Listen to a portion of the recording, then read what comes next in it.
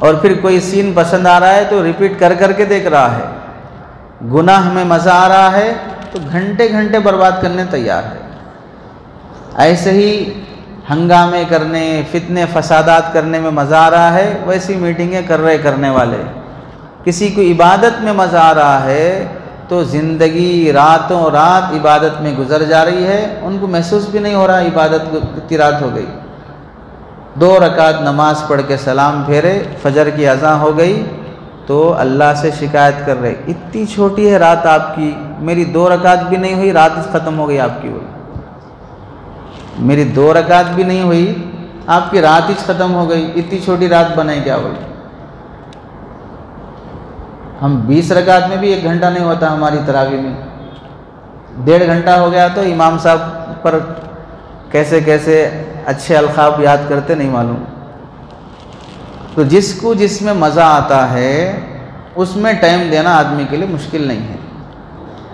تو الحمد سورہ فاتحہ سمجھتے ہوئے جب بندہ پڑھتا ہے تو اس کا دل گواہی دیتا عبادت تو اب اس کی چھونا ہے۔ تو ایاک نعبد و ایاک نستعین پر پہنچنے سے پہلے یہ 3 آیتیں پورے دھیان سے بندے کو پڑھنے کی کوشش کرنا چاہیے کہ جب ہم کوئی زندگی میں 1-2 رکعت تو نماز ایسی پڑھیں کہ سورہ فاتحہ پڑھتے جائیں، اس کا معنی اور مفہوم سمجھتے جائیں، اور وہ مزہ ہمیں محسوس ہو کہ اس آیت میں، اس سورہ میں کیا اللہ نے لذت رکھی ہے۔ پورے قرآن کا مغز، پورے قرآن کی پوری جامع صورت اتنی لذیذ، اتنی لذت والی کہ ہر رکعت میں، ہر نماز میں اللہ تعالیٰ پڑھنے کے لیے بول رہے ہیں، تو آخر کوئی تو بات ہوگی۔ تو ایاک نعبد و ایاک نستعین کی آج آپ حضرات کے سامنے مختصر سی بات کرنی ہے۔ آیت کا ترجمہ ہے ایاک نعبد، آپ ہی کی عبادت کرتے ہیں، و ایاک نستعین، آپ ہی سے مدد مانگتے ہیں۔ 2 لفظ ہیں، ایک ہے عبادت، دوسرا ہے استعانت۔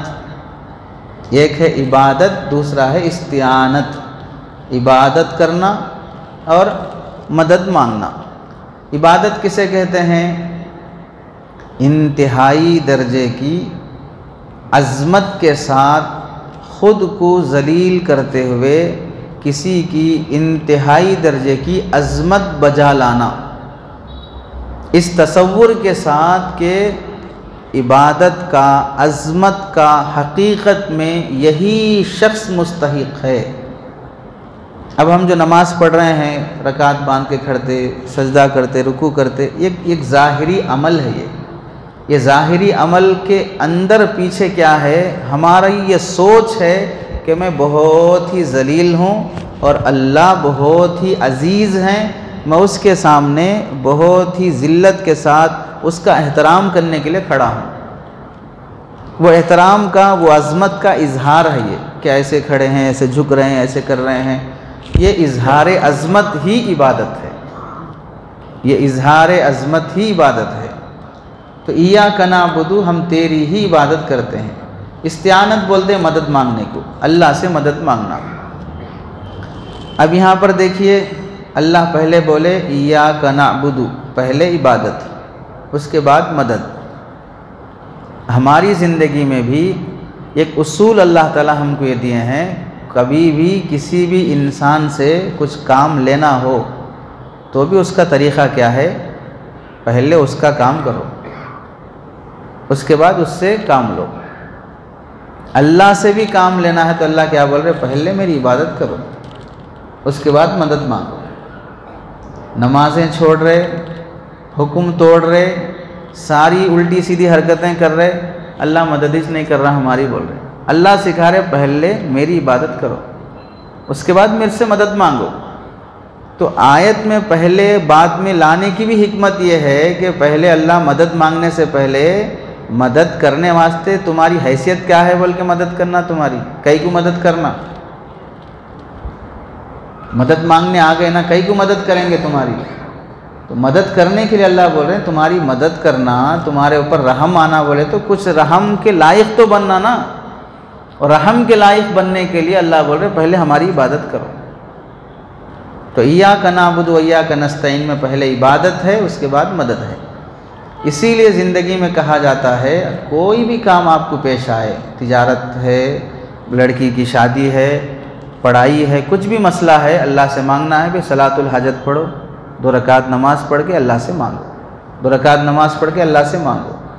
کوئی بھی مصیبت ہے نماز پڑھو، اللہ سے مانگو۔ کوئی بھی پریشانی ہے نماز پڑھو، اللہ سے مانگو۔ تو یہ نماز ایسی چیز ہے کہ اللہ سے مدد مانگنے کے لیے ظاہری اعتبار سے بہت اچھا اور منسوس عمل ہے۔ اللہ کے نبی کو بھی کوئی بھی پریشانی پیش آتی فوراً نماز پڑھتے، اللہ سے مدد مانگتے۔ تو مدد مانگنے کا طریقہ سیدھے آئے، گھر داماد کی طرح گھس گئے اور تھوڑا رباب دکھا کے پیسے لے کے چلے گئے، ایسا نہیں ہے۔ پہلے ڈھنگ سے آنا، کچھ کرنا، پھر کچھ۔ شادی بھی لڑکی کوئی اپنی بیٹی دیتا ہے تو ایسے نہیں دیتا، پہلے مہر طے کرو۔ اسلام کی بات بول رہے ہیں۔ باقی سماج میں تو لوگ شادی کم کرتے ہیں، بھیک زیادہ مانگتے ہیں، شادی زیادہ کم کرتے ہیں، بزنس زیادہ کرتے ہیں۔ لڑکی کے ساتھ کیا کیا دیتے، گاڑی دیتے، گھوڑا دیتے اور پلنگ دیتے، الماری دیتے، وہ سیٹ دیتے، وہ جوڑا دیتے، جہیز دیتے، کفن دیتے، جنازہ دیتے، سب چیزیں مانگ کے لے رہے ہیں۔ صحیح اسلامی شادی یہ ہے کہ بھائی شادی کے لیے بھی آ رہا لڑکی مانگنے کے لیے تو آپ سے پوچھتے آپ کیا دیتے لڑکی کو۔ اللہ کے نبی علیہ السلام کے پاس حضرت علی رضی اللہ تعالیٰ عنہ رشتہ لے کے آیا، یا رسول اللہ آپ کی بیٹی سے نکاح کرنا ہے، تو اللہ کے نبی علیہ السلام بھی پوچھے کیا ہے دینے واسطے فاطمہ کو، مہر دینے واسطے کیا ہے تمہارے پاس؟ اللہ کے نبی پوچھے میرے پاس کچھ بھی نہیں ہے، تو اللہ کے نبی بولے وہ گھر میں رکھے ہیں نا، زرہ رکھے ہے، زین رکھے ہے، تلوار رکھے، یہ سب ہے نا، لے آ کے بیچ کے لے لے گا وہ پیسے۔ بیچنے لگائے اللہ کے نبی، پھر لانے کے بعد اتنا مہر ہے، یہ پیسے شادی کے خرچ کے واسطے ہیں، بولے تو پھر ٹھیک ہے نکاح کرے۔ تو کوئی بھی کام کسی سے بھی لینا ہو تو پہلے دینا، پھر اس کے بعد لینا۔ اب دنیا میں مطلب پرستی زیادہ ہو گئی، ہر انسان لینا چاہ رہا، دینا نہیں چاہ رہا، ہر کسی کو استعمال کرنا چاہ رہا۔ نفرتیں بڑھ گئیں، محبتیں کم ہو گئی، وجہ یہی ہے انسانوں کو استعمال کرنا شروع کر دیے، لوگ انسانوں کو یوز کرنا شروع کر دیے،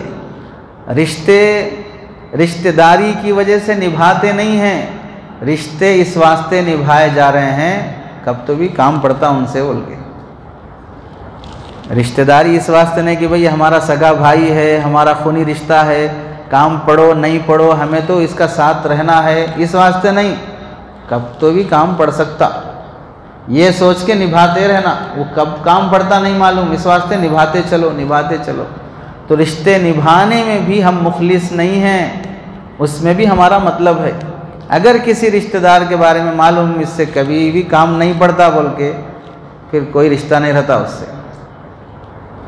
سے پھر کوئی رشتہ نہیں رہتا، کیونکہ غرض وہاں پر حاصل نہیں ہوتی، مقصد وہاں پر حاصل نہیں ہوتا۔ تو اللہ کا بھی اصول ہے کہ مدد مانگنا ہے اللہ سے تو پہلے عبادت کرو، اس کے بعد اللہ سے مدد مانگو۔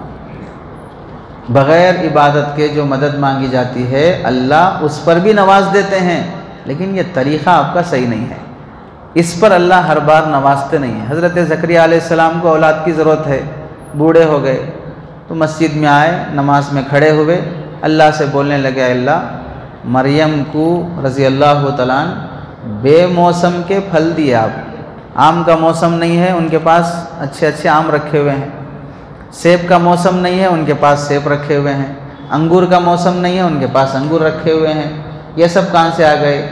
بے موسم کے پھل جب آپ دے دیتے ہیں، میں بھی 80 سال کا ہو گیا، میں بھی بچے جننے کے موسم کا نہیں ہوں میں، لیکن آپ بے موسم کے وہاں پھل دے سکتے ہیں تو بے موسم کے میرے کو بچے دے سکتے ہیں، میرے بچے جنم دینے کا موسم تو نہیں ہے لیکن آپ دے سکتے۔ اب نماز میں کھڑے ہو کے اللہ سے مانگ رہے ہیں، اللہ تعالیٰ خوشخبری سنا دیے کہ آپ کو بیٹا پیدا ہونے والا ہے، اس کا نام یحییٰ ہے۔ تو مانگنے کا ڈھنگ ایک سکھایا گیا کہ پہلے عبادت کرو، اس کے بعد اللہ سے مانگو۔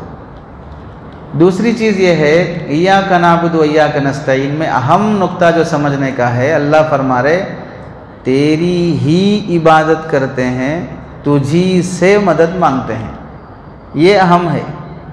تیری بھی عبادت کرتے ہیں، تجھ سے بھی مدد مانگتے ہیں نہیں چلتا۔ بہت فرق ہے دونوں میں، تیری ہی عبادت، تیری بھی عبادت، تیرے سے ہی مدد، تیرے سے بھی مدد۔ فرق سمجھ میں آ رہا ہے دونوں میں، ہی اور بھی کا۔ جو مسلمان ہے وہ ہی پہ رہتا، جو مشرک ہے وہ بھی پہ رہتا۔ جو موحد ہے وہ بولتا ہے تیری ہی عبادت، جو مشرک ہے وہ بولتا ہے تیری بھی عبادت۔ جو مسلمان ہے موحد ہے وہ بولے گا تجھی سے مدد، کسی اور سے نہیں۔ جو مشرک ہے وہ بولے گا تجھ سے بھی مدد۔ تو مشرک اور موحد کا فرق ظاہر ہو گیا کہ موحد مسلمان اللہ ہی سے مدد، اللہ ہی کی عبادت، اور جو مشرک ہے وہ اللہ کی بھی عبادت، اللہ سے بھی مدد۔ یہ مسلمان اور مشرک کا فرق ہے۔ اسی لیے قرآن مجید میں اللہ تعالیٰ ایک بہت اچھی مثال دی ہے سمجھانے کے لیے۔ دیکھو 18ویں پارے میں اللہ فرماتے ہیں وَالزَّانِيَةُ لَا يَنكِحُهَا إِلَّا زَانٍ أَوْ مُشْرِكٌ، کہ زانیہ، بدکار، بدچلن، بازاری عورت سے نکاح کرے گا کون؟ بازاری مرد، بدکار مرد اور مشرک مرد۔ آوارہ عورت جو رہتی ہے اس سے نکاح کرنے کا جو خواہش مند رہتا ہے وہ بھی بازاری چ رہتا، وہ بھی آوارہ چ رہتا، وہ بھی بدکاری رہے گا، یعنی تو مشرک رہے گا۔ تو بازاری عورت اور پاک دامن عورت دونوں میں فرق کیا ہے؟ پاک دامن عورت بولے گی میں تمہاری ہی ہوں، بازاری عورت بولے گی میں تمہاری بھی ہوں۔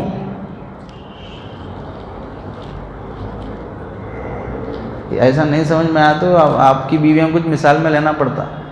تمہاری بیوی اگر تمہارے کو بولی گھر جانے کے بعد، درس قرآن ختم ہونے کے بعد، میں تمہاری بھی ہوں، خالی تج بولی ہے، دوسرے کا نام نہیں بولی انہیں، میں تمہاری بھی ہوں بول کے، تو یہ سننے کے بعد اگر غیرت ہے تو کوئی مرد خاموش نہیں رہتا، اور بے غیرت ہے تو پھر بے حیا باش خرچے خواہی کن، بے حیا ہے تو کچھ بھی کر لو۔ جیسے تیلگو میں بولے نا مسل ہو، یہ میاں بولے، بے حیا کو بولے تو یہ میاں بولے تو بے حیا کو بولے، بے حیا کو جب پکارے تو یہ میاں بولتے ہیں، یعنی تیلگو میں جواب دینے کے لیے۔ تو جیسے بیوی کا یہ لفظ ہمیں برداشت نہیں ہوتا کہ میں تمہاری بھی ہوں، ویسے اللہ کو بھی برداشت نہیں ہوتا کہ میں تمہاری بھی عبادت کرتا ہوں۔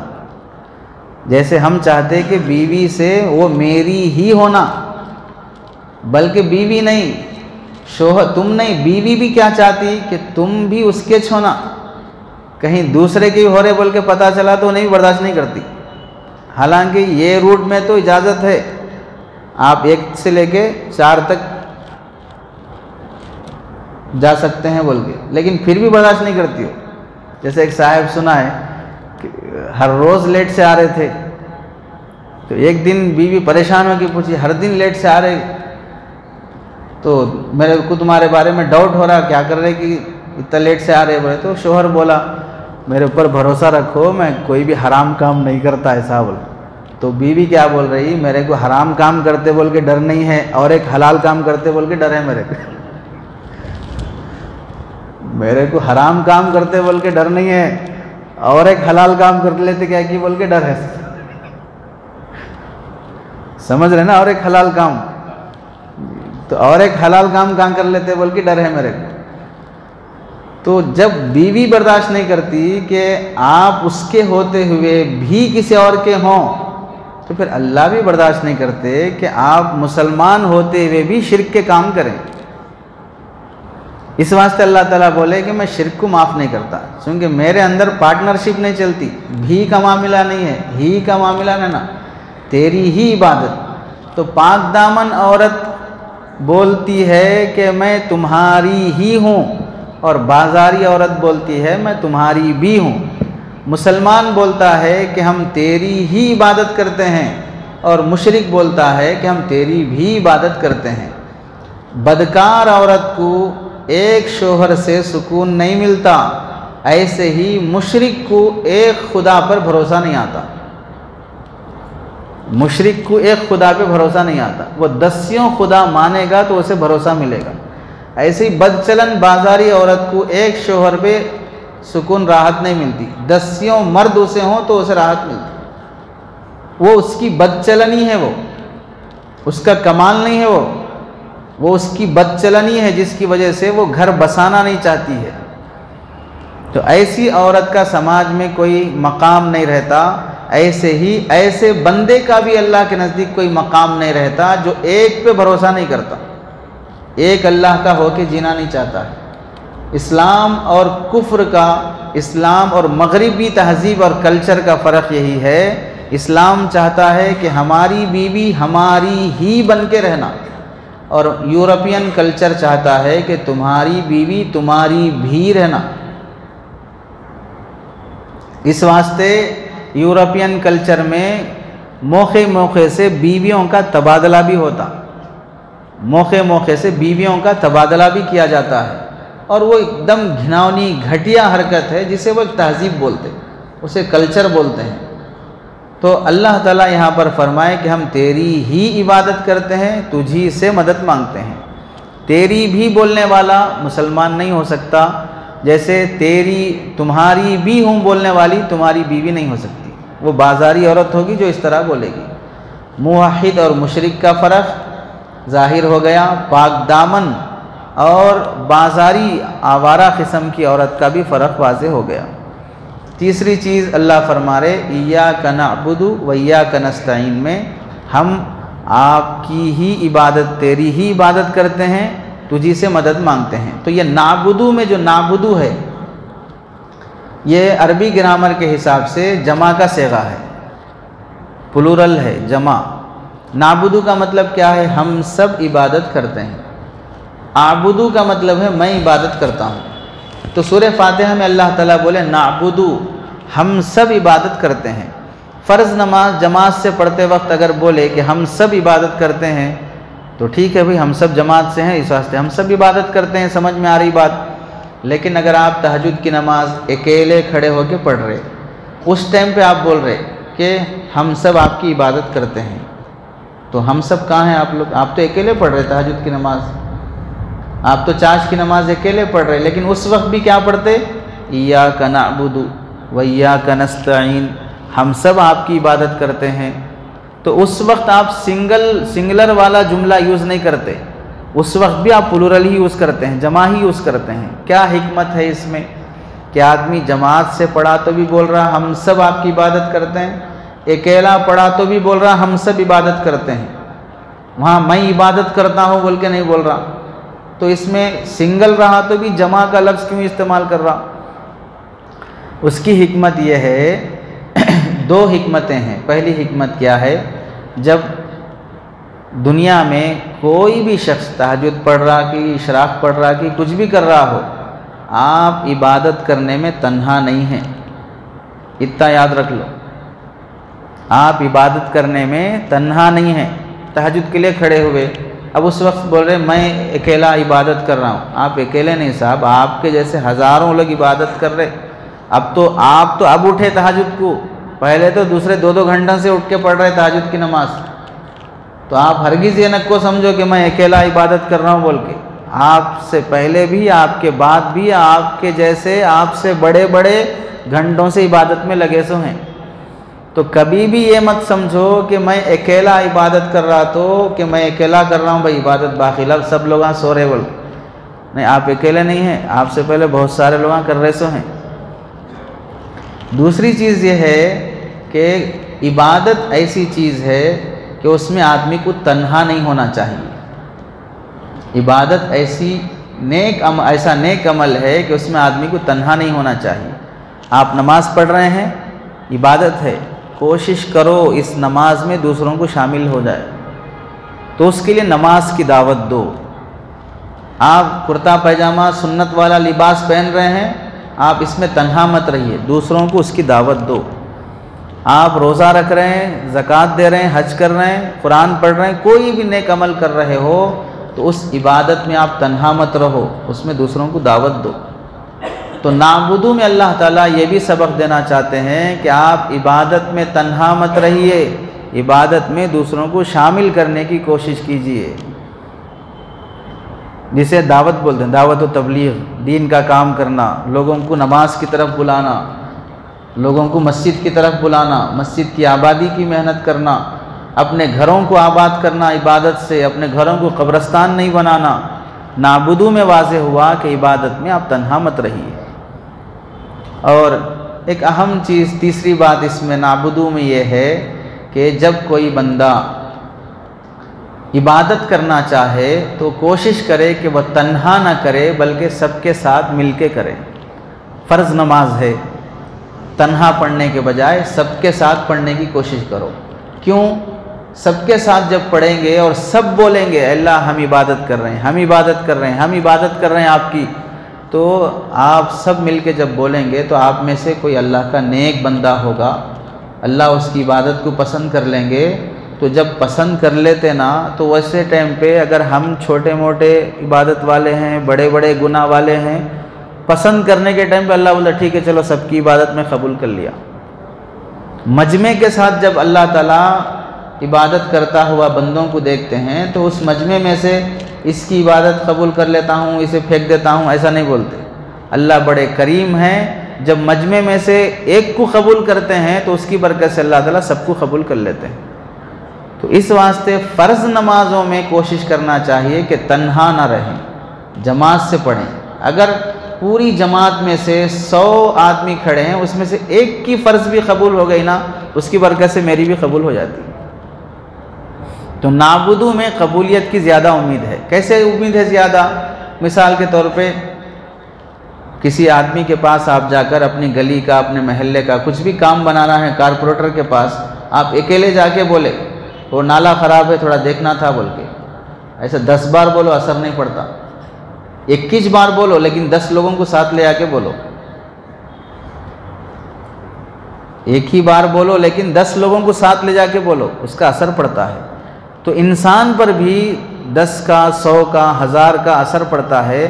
ایسے ہی اللہ تعالیٰ بھی جب مجمع کو دیکھتے ہیں روتا ہوا، عبادت کرتا ہوا، تو اللہ تعالیٰ ان کو بھی بخش دیتے ہیں۔ تو نعبدو میں یہ کہنا ہے کہ کبھی بھی تنہا عبادت کرتے ہوئے بھی اپنے کو عبادت میں اکیلے مت سمجھو۔